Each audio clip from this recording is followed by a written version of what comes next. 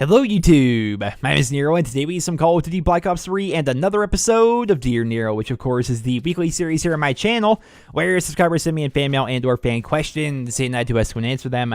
To cover on the gameplay today, we're actually going to be playing a bit of Safeguard here on the map Infection, running around here with the Man of War, which is actually a really fun assault rifle to use. It hits like a truck, but has a crazy low fire rate, so close quarters, maybe you're not going to do so good, but long range, you just seem to melt people, especially if you're using high caliber on it like I am here in this video. Yeah, it's just a very fun gun to use. I definitely recommend trying it out if you guys haven't already. But regardless, this video is not about the gameplay. It's about your guys' questions and my answers to them. And we're going to hop into the first question here, where he is going to rate Dear Nero, do you ever get recognized when playing in public matches on any game? And also, on a different topic, did you get Assassin's Creed Syndicate? And if so, will you be doing videos of it on Nero's Let's Plays? Thanks, Sam from Ireland. So Sam, I actually haven't picked up Assassin's Creed Syndicate. To kind of cover the second part of your question here first, I haven't picked up that game, and the reason for that is I'm not much of an Assassin's Creed fan, to be honest. I just never really got into the series. I did play a bit of Assassin's Creed 3, and I tried to get into the single player of that game, and it was just like super confusing. Like, we're going in and out of like this time warp thing, like going back in time, like jumping back into the present. It was just really confusing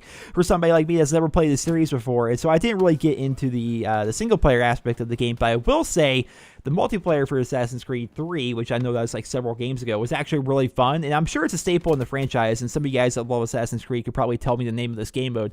It was a free-for-all style game mode where there would be like 8 people in the lobby or whatever, and everybody would essentially have a contract to kill another person, and the other people in the lobby would be going after like other people as well. So every person had somebody that they were supposed to kill, and they also had somebody trying to kill them, and we're all walking around in like a city, or there were multiple maps, but you're walking around the map where there's just like a ton of NPCs, and you're just trying to blend in as an NPC essentially, but you occasionally like see another person, and you're like, oh wow, that's an actual person. Is he after me? Is he looking for someone else? Like, what's he gonna do here? What's happening here? You know, you could hide in bushes, you could hide in hay bales, and like jump out and assassinate people. It was a really fun game mode, and I used to play that a lot with my friend Mike back in the day, so that was actually a really fun aspect. But other than that, yeah, I've never really been a fan of Assassin's Creed. Will I get into it? Maybe someday, but I just have so many things on my plate right now that I think the last thing I need is another game series to get into. But it does look like it could be pretty cool if I were to start out from the beginning and play all the way through. And going to the first part of your question, do I ever get recognized while playing in a public match? I do. It's mainly on Call of Duty, because most people that would recognize me from Call of Duty, and overwhelmingly it's a pretty positive experience. I have had some bad experiences in the past where, let's face it, they were probably children, but they, you know, try trapping you in corners, or they follow you around shooting their pistols at you for whatever reason. Like, I run into that occasionally, which is just super annoying. Typically I block that person and back out of the lobby and then never have an interaction with that person again. But overwhelmingly, when I do get recognized, which it isn't super frequent, but when I do run into people online, generally we just play the game. You know, we try to win. You say GG, it was fun, you know, good seeing you, nice to meet you, and stuff like that, and things are cool. I get a lot of messages and stuff like that saying like, are you the real Nero from NerosCinema and stuff like that. And just overwhelmingly, when I do get recognized on Call of Duty and stuff, it's pretty positive. I like that aspect of it. It's a pretty positive experience, and rarely do I have that situation I described earlier where you have the child running around with a pistol trying to, you know, give away your position and stuff like that. So that's pretty cool. And yeah, it's fun meeting fans online. It's definitely one of the cooler aspects of having a YouTube channel. Next question, he is going to rate Dear Nero, what if there was a medal that you got in Call of Duty that was similar to the nuclear, 30 plus kills without dying, but instead of kills, you had to get a certain amount of score? I think this would make objectives a bit more important, but I want to know what you think. Talon from Oklahoma. So Talon, I love that idea. First and foremost, I love your name, Talon. That's a really cool name. But the second part, I love your question. The idea of having a medal for getting a ridiculous amount of score in a match, and then maybe giving us some extra rewards for it, would be pretty awesome. So what you do in Black Ops 3, if you get a nuclear, which you guys know what nuclear is, it's a 30 gun streak. If you get 30 kills in a row with your gun, not with the help of kill streaks, you will get a nuclear medal, and you also get a special nuclear calling card, which is kind of cool, but it's also kind of underwhelming. It's not like a kill streak like a Moab or a Chem Strike or a nuke or anything like that, right? So it's just like, it's okay, but it's not like the greatest thing in the world. Now, I think it'd be cooler if they were to expand upon that. Maybe if they were to give us a nuclear camo, that would be pretty cool. Maybe a nuclear camo you could put on all of your guns, or maybe a nuclear camo that would only go on the gun that you got the nuclear with. Like, if you got a nuclear and 20 of your 30 kills came with the Man of War, then you get a nuclear camo for your Man of War, because that's the weapon you got the majority of your nuclear with. That would be pretty cool. That would be neat if they were to do that. Maybe have this little things so there's people out there that try for nuclears, right? It's a thing they do. They always go for nuclears. There's people out there that have dozens of them already. It'd be cool if like they could go for nuclears with different weapons and actually earn camos for different weapons if they get nuclears for them. That would be cool. In the same light, I think it'd be cool if they were to do the same thing with score. Like, getting 10,000 score in a match is pretty difficult. Now, like Ground War Safeguard, you see people getting like 150 kills in that game mode sometimes. If the other team is really bad and they're like spawn trapping them, then sure, you can get a bunch of score that way. But if you're playing like Domination or Kill Confirmed or what have you, like you see somebody getting 10,000 score, they did something that game. Like, they went crazy that game. So I think it'd be cool if they were to do the same thing, reward us with a medal that we can keep track of. And like, hey, I've gotten 10,000 score X amount of times. Or give us a special camo for doing it, or especially give us a calling card for it like they do with the nuclear. That would be pretty cool. And I like that idea a lot, Talon. That is actually just one of the better ideas I've heard for Black Ops 3 thus far. And I hope they implement it, although chances are they won't, because why would they implement something like that like this late into the game's life cycle, right? That sounds like something they would have implemented like during the initial phases of the game, but who knows? I mean, maybe they could actually add something like that in the future. Next question, he is going to write, Dear Nero, I really like your supply drop openings in Advanced Warfare. Are you going to be doing crypto key supply drop openings in Black Ops 3 and posting it to your main channel?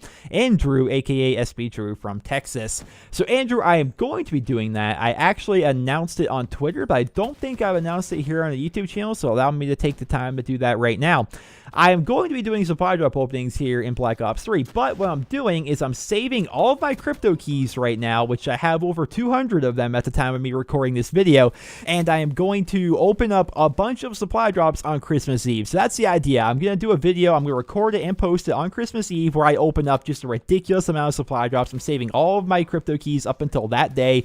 Right now it is December 9th, and I have over 200 of them, so that's what, 20 supply drops if I choose to go common the entire way. So there's going to be a lot of supply drops opening in that video, and that was going to be pretty fun. I can't wait for that, because I've been like intentionally like not opening supply drops. I've been intentionally just hoarding these keys, which is rough because I'm playing with my friends, and like every couple of games or so they get to open up a new supply drop because they get their 10 crypto keys. I'm just sitting here like, yeah, well, wait till Christmas, I'll have a bunch of them. You know, they're all getting these cool camos, or getting these cool weapon variants and stuff, and I'm sitting here like, yeah, well, I opened mine at the end of the month, so we'll see. So that's going to be pretty cool. I'm looking forward to that video. And then after that, I think I'm going to do more regular supply drop openings. I just don't know exactly what the format's going to be yet.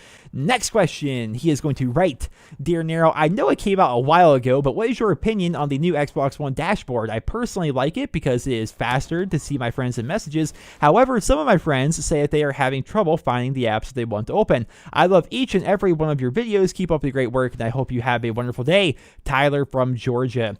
So Tyler, I would say that the new version of the Xbox dashboard is a bit better than the previous version, but I still say it's not quite where I want it to be, because for me personally, I love the Xbox 360 interface, and like ever since going to the Xbox One, like it's just confusing. Like the 360 seemed to be a lot more intuitive, it seemed to be a lot more clean, and just everything seemed to be in the right spot, and it was easy to find things. Whereas little things, like you mentioned in your question, like your friends are having trouble finding certain apps they want to open, I have the same problem with like everything. Like if I get a code sent to me for a game and I want to redeem a code, like where's the redeem a code button? I have no idea. I can't find that thing anywhere. It's like hidden within a category within a category, and you have to like go crawl down the rabbit hole just to be able to find where that particular option is. I feel as though to this day even that the Xbox One interface was kind of designed with the Connect in mind, where it's supposed to say, Connect, redeem code, hey Xbox, where's that redeem code button? And they'll just automatically like find it for you. I don't use a Connect. Like ever since the first day, I used my Connect to help set up my Xbox One initially on day one. I have a day one Xbox, and I set it up, and as soon as it was done being set up, I took the Connect out, I unplugged it, put it in a box, and I haven't touched it since. Like I don't use my Connect, so finding little tiny things like how to like redeem a code and stuff, it's just, it's a pain, it's a hassle. I have to Google how to do it. And I don't like that aspect of it. I don't like that aspect of it at all. I wish it was just more intuitive, right? I wish they would have an option, like an old school option or something, I don't know, where they would just make the Xbox One interface look exactly like the 360 interface. That would be cool. I think it would look awesome if they would allow us to do that, because I'm just comfortable with the Xbox 360 interface. And again, that's coming from somebody who doesn't even use this 360 anymore. Like, I haven't used my 360 since I really got my Xbox One, really. I mean, I occasionally would go back and play, but for the most part, ever since the Xbox One came out, the majority of my console gaming has been on the Xbox One. And even then, like 2 years later, I still think the 360 interface was better, and I can still go back to the 360 interface and know where everything is and how to do everything, which I like. So for me personally, I wish it would go back to the 360, although I will say that this new version of the Xbox One interface is better than the last one. It's just not quite where I want it to be. But at the end of the day, it's an interface. You know, very little of my time on the Xbox One is actually spent at the dashboard, so it doesn't bother me too much. You know, you say you like it, you say your friends like it. I think you implied that your friends like it. They just have trouble finding apps sometimes. Like, it's a decent interface. There's nothing really that bad with it. I think it would be a little bit better, but teach his own, I suppose, on that. Next question, he is going to write, Dear Nero, if you had to choose between a Battlefield game set in World War II or a Call of Duty game set in World War II, what would you choose? Me personally, I think a World War II Battlefield would be absolutely amazing. Just imagine flying over a giant war-torn forest in Vietnam in your old-school fighter pilot. That would be great. A short reply would be much appreciated. Marcus from California.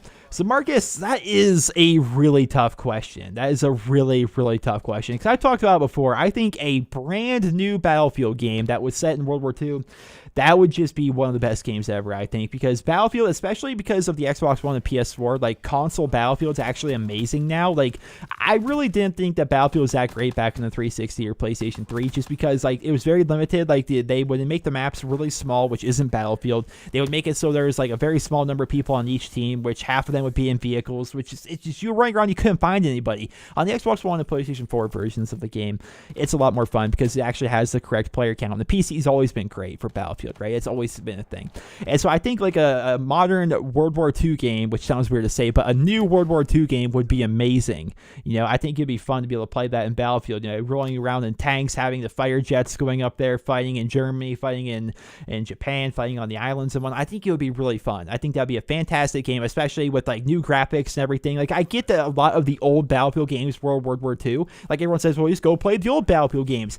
Have you played the old Battlefield games? Like, those things are really dated. They really, really are. Like, they have not stood the test of time very well whatsoever. That's why I say I want a new World War II Battlefield game. That would be great. But at the same time, I love Call of Duty. And like, a Call of Duty World War II game would be fun. But I always wonder how successful a new World War II Call of Duty would actually be. Like, how good would it really be?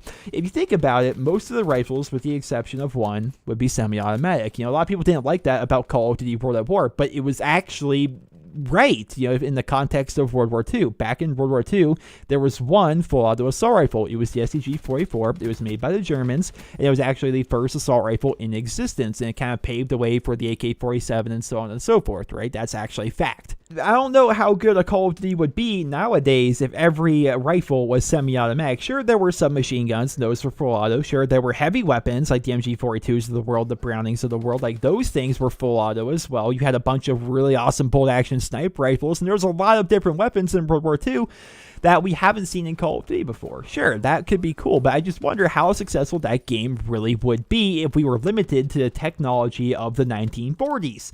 I don't know, especially with all the stuff that we were seeing today. Like, what would they do in terms of kill streaks? You got your artillery strikes, you got maybe bombing planes coming in. That's something you could do. Attack dogs is something they did back in Call of Duty World at War, like spy planes. Those could be things, sure, but just I feel as though we would be kind of limited in our kill streaks. Like, we wouldn't have helicopters flying around for sure. We could have planes, but we wouldn't have helicopters flying around. There were helicopters, but they were very basic back then. Like, I don't know how good a World War II Call of Duty would be nowadays, although I would love to see one. I just don't know how great it would be, so I'm going to lean towards a World War II Battlefield game, because I think a World War II Battlefield game would be great. You would have all the fighter pilots, and you would have all the tanks, and you would have the jeeps, and you'd have all the World War II weaponry, and you would have the environments and like the collapsible building. It would just be really cool, I think. So I'm going to go ahead and choose World War II Battlefield game, but I would love to know in the comment section below which would you guys prefer, like, coming out, let's say, next November, a new World War II Battlefield game or a World War II Call of Duty game? I would love to know what you guys think about that. Next question, he is going to write, Dear Nero, are you going to be going for Prestige Master in Black Ops 3, and what is your opinion on how slowly we rank up in Black Ops 3? Do you like it slow, or do you wish it was a little faster? P.S. Love your videos, Zach from Oklahoma. So Zach, I do plan on going to Prestige Master in Black Ops 3. I'm just in really no hurry to get there. I'm like 3rd Prestige right now, about halfway through 3rd Prestige or so. And yeah, I do plan to get to Prestige Master eventually. I'm just in really no hurry to get there because I remember in Black Ops 2, like, I power grinded that game. But admittedly, Black Ops 2, it was really easy to level up in that game. But I remember I ended up getting to Prestige Master before Christmas in Black Ops 2. And I just played the game a ton, all day, every day. You know, and I kind of got burnt out on the game a little bit as a result. So I'm really in no hurry to get to Prestige Master because ultimately in Black Ops 2, I ended up resetting my stats because I got bored of being Prestige Master so early and having everything unlocked and like no sense of progression except for like going for your weapon challenges and whatnot. I miss leveling up. So I'm in no real hurry to get to Prestige Master in Black Ops 3. I do think I'm going to get there. I'm just, again, not in a real big hurry to do so. What is my opinion on how slowly we rank up in Black Ops 3? It is really slow. Like, holy crap, it is absurdly slow. And I think it was designed that way, which is weird because I think what they did is they want to make it so we try out everything. You know, you can't just take your favorite weapon and your favorite perks and your favorite specialists and just use those all throughout your prestige. Like, you can do that, but you're going to level up really slow by doing that. A great way to level up is to swap out your weapons constantly, swap out your perks constantly, swap out your specialists constantly. That way you're getting a bunch of challenges. You know, you're getting challenges for your new weapons, challenges done for your new perks, challenges done with your specialists and whatnot. And that's an easier way to level up. You get a lot more challenges, therefore you get a bunch of XP. But even then, like, even while playing like Kill Confirmed or Chaos Mosh Pit and changing out your weapons and doing perk challenges and doing specialist challenges, even then, like, you level up really slow in Black Ops 3. It's kind of insane. But at the same time, think about Black Ops 2 and think of the lifespan that Black Ops 2 ended up having. Black Ops 2 was a game that people played ridiculously for like 3 years. Like, they played it throughout the entirety of the Black Ops 2 life cycle. Then when Ghost came out, a lot of people didn't like Ghost. Like, more people, this is actually, there were player counts of this, more people were playing Black Ops 2 a few months into Ghost's life cycle than they were playing Ghost. Like, they realized they didn't like Ghost very much. They went back to Black Ops 2. Then Advanced Warfare came out. A lot of people didn't like Advanced Warfare because it felt a lot different than, you know, most Call of Duties in the past because of exosuits and stuff like that, right? So a lot of people still went back to Black Ops 2 to the point where at peak hours, it would have over 100,000 people regardless of platform. Like, it was kind of insane how many people have been playing Black Ops 2 over the course of the past 3 years. And I wonder if Treyarch understands that, and so as a result, they realize that this Call of Duty, Black Ops 3, may actually live on longer than its set 1 year life cycle, right? It may go on for 2 years or 3 years, depending on what Sledgehammer and Infinity Ward end up putting out. And as a result, maybe they want to make it so we progress a little bit slower. That way we don't get burnt out on the game, and that way we don't just get right to the end game, right up to Prestige Master and stuff like that. So maybe that's something that they're doing. I don't know. I could be wrong. That's just a theory of mine. But yeah, we level up like ridiculously slow here in Black Ops 3. Do I like it? It's okay. I wish we would level up a little bit faster. Like, I don't want to get to Prestige Master with 4 days of playtime. That's kind of silly, right? But at the same time, I don't want to get to Prestige Master with 30 days of playtime. Like, that would be silly as well. We need a nice middle ground there, you know? And yeah, so I definitely think Black Ops 3, we level up really slow. I could definitely see us leveling up a little bit faster, but not too fast. I think we need to find a nice middle ground somewhere. And maybe they'll change that in the future. We'll have to see. They've already updated Search and Destroy to give more XP, even though you really don't get that much XP while playing Search. So maybe they'll change it around in the future. Maybe they'll either give us more score while playing, or maybe they'll just reduce the amount of score we need to actually be able to level up in Prestige. Like, who knows what they'll do? They could probably do some stuff like that in the future, I'm sure. Next and final question, he is going to write, Dear Nero, I see that you're about to hit 400,000 subscribers, in which case, congratulations. But my question to you is, can we be expecting a Black Ops 3 montage in celebration of this milestone from a longtime subscriber of just under 3 years, Nick from Arizona? So Nick, thank you first and foremost for all the continued support of me and my YouTube channel. 3 years to watch one person on YouTube is a very long time, and I'm happy that I'm being able to entertain you over the course of these past 3 years. So I am getting close to hitting 400,000 subscribers here on YouTube, which is a pretty cool milestone. Will I be making a montage in celebration of that milestone? I don't know. I really don't. I have a bunch of clips here in Black Ops 3. Like, I'm going to guess like 15 or so. Like, I've gotten a bunch of pretty cool clips here in Black Ops 3 with a wide variety of weapons and streaks and specials. And like, there's a lot of really cool stuff I've done so far in Black Ops 3. And I'm really proud of it. But what I've done in previous years in Call of Duty is like, I'll take what clips I have, and I'll put them together in like a 2-minute video, and then I'll put out multiple montages throughout the year. They're like 2 minutes long with clips that some of them are really cool, but some of them I would feel like are filler clips. Like that was okay. Like, it wasn't that great, you know. And I don't know if I want to do that this year. What I think I want to do this year is like save up for so my first Black Ops 3 montage would be something that's just really awesome. Like, I want to make it long, but not super long. Like, for me personally, I don't like it when people make those 10-12 minute montages. Like, those things are just too long for me.